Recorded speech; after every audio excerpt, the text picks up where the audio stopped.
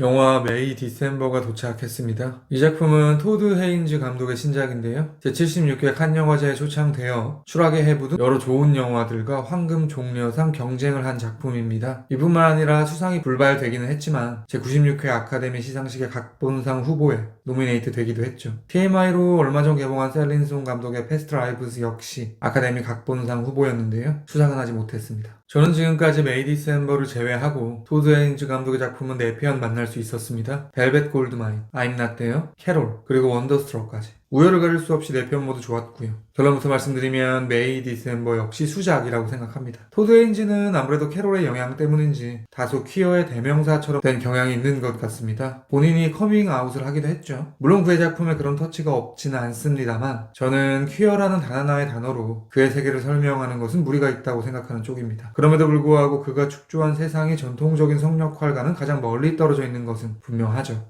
메이 디셈버 역시 그런 부분이 있는데요. 이 작품은 23살의 나이 차이가 나는 부부에 대한 실화를 모티브로 하는 영화입니다. 23이란 숫자가 문제라기보다는 성인 그레이시가 13살의 미성년자 조와 사랑을 나누고 아이를 가졌다는 사실이 파격적인 부분이겠죠. 제목인 메이 디셈버는 나이 차이가 많이 나는 커플을 뜻하는 관용어라고 하더라고요. 메이 디셈버는 미스테리 스릴러적인 면모가 진한 영화인데요. 영화의 끝자락 엘리자베스가 독백 형식으로 연기하는 그레이시의 편지 내용으로 보건대 20여 년 전 그레이시는 조에 대해 그루밍 범죄를 한 것으로 추정됩니다. 꽤나 명백하게 말이죠. 그럼에도 불구하고 영화를 다 보고 나면 뭔지 모를 찝찝함이 남는 것도 사실입니다. 제 생각에 그런 감흥이 드는 이유는 작품의 저류에 여러 레이어들이 깔려있기 때문인 것 같은데요. 이러한 맥락에서 저에게 메이 디셈버는 결국 투스텝으로 접근이 필요한 작품처럼 보이더라고요. 그레이시와 조를 해체하는 첫 번째 스텝이 있을 것 같고요. 그들의 상황을 목격하는 엘리자베스를 분석하는 두 번째 스텝이 있을 것입니다. 이러한 과정으로 리뷰를 진행해 보도록 하겠습니다. 메이 디셈버 끝장 리뷰 지금 시작합니다.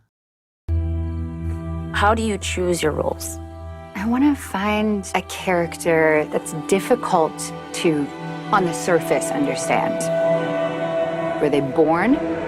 어떻게 보면 메이 디셈버는 수사극적인 측면도 있습니다. 사건의 실체를 파들어가는 부분이 작품의 중요한 내용이기도 하니까요. 그레이시와 조는 정말로 나이를 뛰어넘는 사랑이 맞을까? 혹시 그레이시가 미성년자인 조를 가스라이팅에 20여 년을 끌고 온 것은 아닐까? 이에 대해 영화는 꽤나 명확한 답을 제기합니다. 당시 그레이시가 조에게 보낸 편지의 내용으로 어느 정도 내막을 유추할 수 있을 텐데요. 그레이시가 아직 이성이 확립되지 않은 조를 꿰어냈다는 것이 사건의 실체일 것입니다. 이렇게 편지와 같은 직접적인 근거 외에도 영화는 여러 요소들을 통해 그레이시와 조의 관계를 정리입하고 있는데요. 사실 그들이 화면에 처음 등장할 때부터 그렇습니다. 그레이시는 파티를 위한 음식을 분주하게 준비 중이죠. 부엌으로 들어온 조가 냉장고에서 맥주 한 병을 꺼내자 그레이시는 벌써 2병째라는 이야기를 하며 은근히 압박을 가합니다. 그 다음에 이어지는 상황은 아이들이 지붕에서 놀기 위해 왁자지껄 집안으로 들어오는 장면입니다. 그레이시는 아들인 찰리만 따로 멈춰 세운 뒤 조심하라고 잔소리를 하죠. 이렇게 조를 향한 언질과 찰리를 향한 언질은 연결되어 나오는데요. 저에게는 그레이시 조의 관계와 그레이시 찰리의 관계에 등호를 형성시키는 것처럼 느껴지더라고요. 다음으로 이어지는 상황도 이와 유사한 결을 갖습니다. 그레이시는 냉장고를 열어 핫도그가 부족하다는 혼잣말을 하는데요. 그 순간 주민과 함께 음험한 사운드 트랙이 흘러나옵니다. 지크쇼트에서 많은 양의 핫도그용 소세지를 굽고 있는 조의 모습이 나오죠. 이렇게 말할 수 있을 것 같습니다. 그레이시가 문제를 말하면 조는 해결을 위해 바로 착수하는 사람이다 라고 말이죠. 이런 시퀀스도 생각납니다. 파티를 끝마치고 잠자리에 든 그레이시, 조가 옆자리에 눕자 그레이시는 냄새가 난다며 남편을 채근합니다. 조는 샤워를 하지 못해 미안하다며 겉옷을 벗고요. 그것도 부족한지 몸에 향수 같은 것을 바르기도 하죠. 그러니까 조와 그레이시는 13살, 36살 나이 차이로 처음 관계를 맺었을 때부터 사실상 비유적 엄마와 아들로 세팅이 되어 있는 것입니다. 심지어 일반적인 모자 관계를 넘어 어떠한 반항도 할 수 없게 조련되어 있는 것이죠. 그에 대한 가장 선명한 비유가 바로 펫시압일 텐데요. 그들의 그날을 파보면요. 애완동물 샵에서 일을 하던 그레이시가 아르바이트를 하러 온 미성년자 조를 유혹한 사건입니다. 그런 이유로 당시 언론은 펫시압 로맨스라는 헤드라인으로 그들에 대한 기사를 작성하기도 했죠.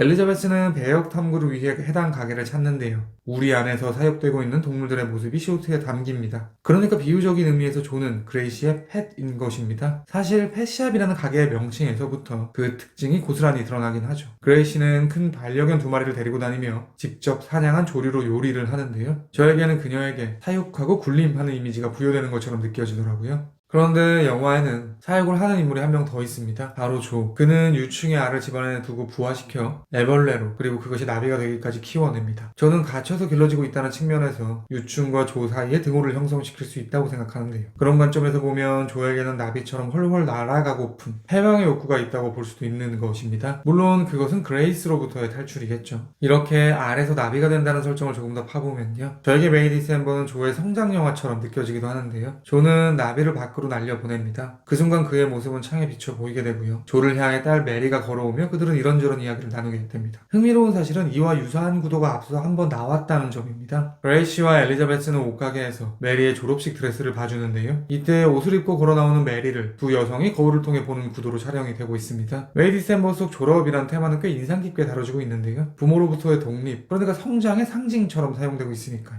말인즉슨 옷가게에서의 구도는 메리의 성장이라는 의미를 머금고 있는 것입니다. 다시 돌아와 같은 구도로 되어 있는 조의 나비 장면을 분석해 본다면 메리가 조의 성장을 보고 있다고 말할 수도 있겠죠. 언급드렸듯 조, 나비, 성장이 되는 것입니다. 그런데 눈길이 가는 점은 앞선 옷가게에서는 엄마가 딸의 성장을 바라보는 것인데 반해 나비 장면은 딸이 아빠의 성장을 바라보는 것이라는 지점입니다. 방향이 반대가 되어 있죠. 이런 이해는 찰리와 조의 상황 속에서도 나타납니다. 조는 찰리와 함께 지붕에서 대마를 태우죠. 아들인 찰리는 능숙한데 반해 처음 그런 것을 해보는 조는 마치 대마를 막 입에 댄 10대와 같은 행동을 보이는데요. 사실 조 찰리의 구도 역시 앞서 반복되었습니다. 조가 아버지 집에 방문해 눈치를 보며 아버지의 담배를 피우던 시퀀스. 그러니까 그레이시 메리가 메리 조로, 조의 부친과 조가 찰리 조로 변주되는 것이죠. 즉 다소 이상하게 들리실 수도 있는데요. 조는 찰리와 메리의 아들격 수준으로 유아적인 인물인 것입니다. 여전히 13살에 머물러 있는 어른 아이라고 해야 될까요? 어떤 면에서는 당연한 일이겠죠. 왜냐하면 그는 자아가 완성되기 전부터 그레이시의 통제 속에 있었으니까요. 이러한 그의 성장은 특히 내면의 변화가 주될 것입니다. 우리 부부는 사랑이라고 믿어왔는데 그것이 참일까라는 마음 깊은 곳의 목소리를 듣기 시작하게 되는 것이죠.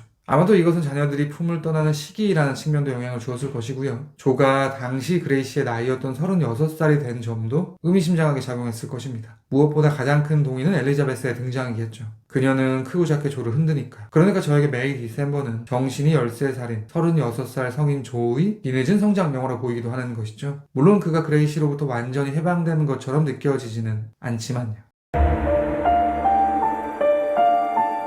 It's such a pleasure to meet you. You are so sweet. We're so happy to have you. Thank you for doing this. It's so generous. Well, I want you to tell the story, right? Don't I? 아마도 메이 디셈버에서 관객의 눈을 대변하는 이가 있다면 바로 엘리자베스일 것입니다. 그녀는 패시함 로맨스를 소재로 하는 영화에 그레이시 역으로 출연 예정이고요. 스터디라는 명목 하에 그레이시와 조의 관계를 파헤치는 일종의 탐정이죠. 엘리자베스가 내린 결론은 아마도 제가 챕터 1에서 말씀드린 논지와 크게 다르지 않을 것 같습니다. 그러니까 그녀는 이 사건을 그레이시의 그루밍 범죄로 여기는 것처럼 보이는 것이죠. 그에 대한 근거는 영화의 엔딩을 통해 엿보이는데요. 이렇게 말할 수 있을 것 같습니다. 메이 디셈버에는 패시함 로맨스를 영화화한 두 편의 작품이 나옵니다. 한 편은 TV를 통해 나오는데요. 이미 예전에 만들어진 듯 보이는 포르노격의 영상입니다. 그레이시 역의 배우가 상의를 탈의하고는 조 역의 배우를 유혹하듯 다가가는 장면이 등장하죠.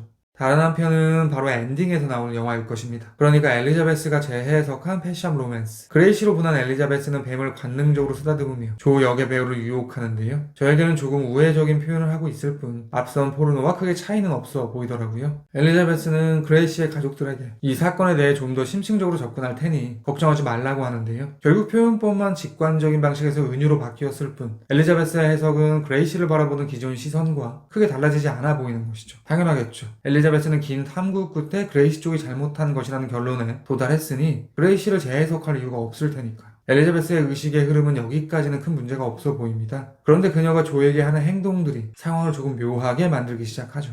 엘리자베스는 해방이 필요하다는 명목 하에 조에게 내가 하고 싶은 걸 하라며 촉구하죠. 심지어 그를 유혹해 동침합니다. 그녀의 발언은 감옥과도 같은 그레이시의 품에서 벗어나라는 안타까움의 발현이기도 하지만 어떻게 보면 이것은 마치 그레이시처럼 조를 컨트롤하는 것이기도 합니다. 또한 엘리자베스가 조를 집으로 이끈 방식은 새로 나온 타입의 천식 흡입기를 봐달라는 명목이었는데요. 조의 여동생이 천식을 앓고 있어 그는 기계에 대해 잘 알고 있죠. 저는 영화의 의도라고 생각하고요. 결론적으로 엘리자베스에게 조의 여동생의 그림자를 부여하고 있다고 생각합니다. 그러니까 조와 엘리자베스에게 때문에 조와 그의 여동생의 관계가 포개해지는 것이죠. 실제로는 조와 엘리자베스는 동갑인데다가 정신 연령은 엘리자베스가 좀 더 높다고 말할 수 있을 텐데요. 그런 관점에서 보면 엘리자베스는 조의 여동생 수준에 혹은 조와 유사한 수준으로 입장을 낮춰 조와 사랑을 나누고 있는 것입니다. 이 역시 그레이스와 유사하죠. 그녀 또한 23살 연상임에도 불구하고 리얼 러브라고 주장하기도 하고요. 실제 본인도 그렇게 믿고 있으니까요. 그러니까 저는 창작자가 엘리자베스로 상징되는 우리 모두에게 다음과 같은 질문을 하는 것처럼 느껴지는 것입니다. 과연 당신들은 그레이스와 얼마나 다른가? 라고 말이죠. 다소 발칙한 퀘스천 마크라고 생각하는데요. 조금 더 파들어가는 것은 자칫 선을 넘는 주제일 수도 있어 이쯤에서 멈추도록 하겠습니다. 다만 영화의 이러한 태도에 대해 어렴풋이 추정해볼 수 있는 두 가지 정도의 예시가 있는데요. 그에 대한 말씀을 드리는 것으로 리뷰를 마무리해볼까 합니다. 먼저 노아의 방주. 엘리자베스는 과거 노아의 방주를 소재로 한 작품에 출연했던 것처럼 추측됩니다. 영화의 초반